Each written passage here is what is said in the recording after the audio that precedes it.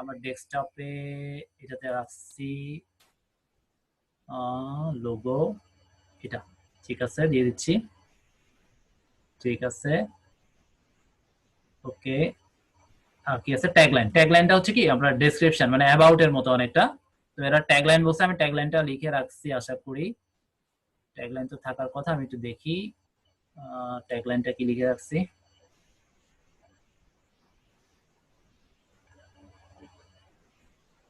Tagline কই?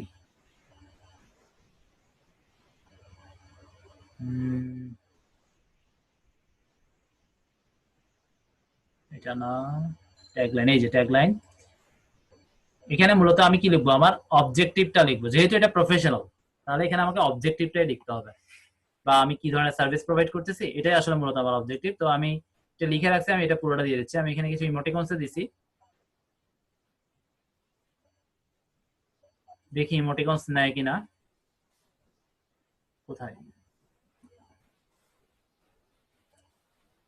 Paste, please enter.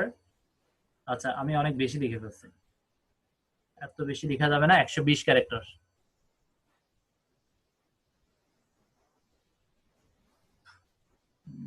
এটা রাখা যাবে, প্রোভাইডার।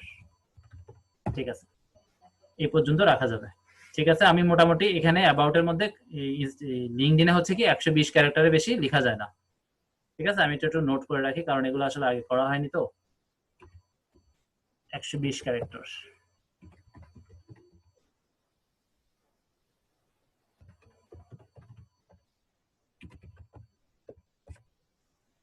ঠিক আছে,